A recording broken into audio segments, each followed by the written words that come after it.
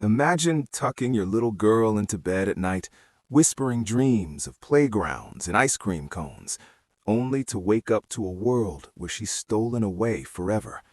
This isn't a nightmare from a horror movie. It's the real, unsolved horror of Nevaeh Buchanan, a 5-year-old whose bright smile lit up Monroe, Michigan. Today, we're diving into her story, the abduction that gripped a nation, the desperate search that united a community, and the chilling clues that still haunt investigators 15 years later. Stay with me, because her killer is still out there, sleeping soundly while justice waits.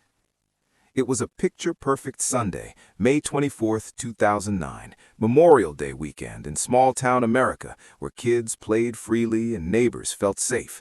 In the Charlotte Arms apartments, single mom Jennifer Buchanan watched her joyful daughter, Nevaeh Amaya, zoom around on her hot pink scooter with pure delight.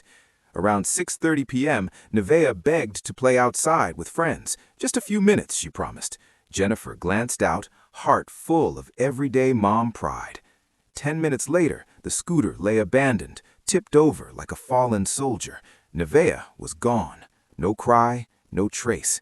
Panic exploded. Jennifer bolted outside, screaming her name. Neighbors poured out with flashlights, searching bushes and fences in the fading light. By midnight, an Amber Alert blasted across Michigan. Nevaeh Buchanan, age 5, missing from Monroe, Michigan. A yellow banner of urgency spreading her photo far and wide. Dawn broke, and Monroe became a sea of yellow ribbons. Hundreds of volunteers in bright vests combed wooded fields at first light, canines leading the determined charge. Helicopters thumped low overhead, spotlights carving through trees, while search teams fanned out across the rural landscape below. Divers plunged into murky quarries, emerging dripping and silent, hoping against hope for any sign in the dark water. In command tents, police huddled over maps and tip logs, coffee cups piling up as the task force grew relentless. Suspicion fell early on George Kennedy, a convicted sex offender who lived nearby, his backyard torn apart, dirt overturned, shadows of doubt everywhere. Other leads twisted, a green van idling near the elementary school playground, empty swings creaking in the late afternoon breeze, feeling suddenly ominous. Candlelight vigils lit the apartment courtyard at night, hundreds holding flames, faces glowing with sorrow, chanting her name into the darkness. Faded reward posters clung to telephone poles, $20,000 FBI reward with Nevaeh's photo, rain-streaked and pleading for answers on every street corner. 10 days dragged on. Then, on June 4th, 2 fishermen cast lines into the calm bend of the River Raisin under a bright midday sun. One waded in, and his boot uncovered horror. A small blanket-wrapped bundle in the shallow riverbank grave, orange cord binding her tiny hands. Mourners gathered by the river in a grassy park, placing stuffed animals and flowers at a makeshift memorial cross, embracing through tears under an overcast sky.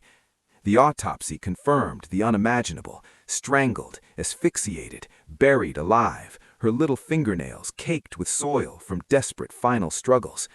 Investigators pored over evidence in bright labs, DNA swabs, cord fragments, focused and intense, determined to find the truth. The Justice for Nevaeh Committee created haunting posters, an ethereal child silhouette with the words, "Tell me, how do you sleep at night, knowing what you did to me?" A memorial bench was dedicated at her school playground, ribbon cut, children playing nearby, a hopeful yet poignant reminder of her light. Years later, the riverbank site remains tended, piles of weathered stuffed animals, balloons tied to trees, quiet guardians watching over the spot in autumn light.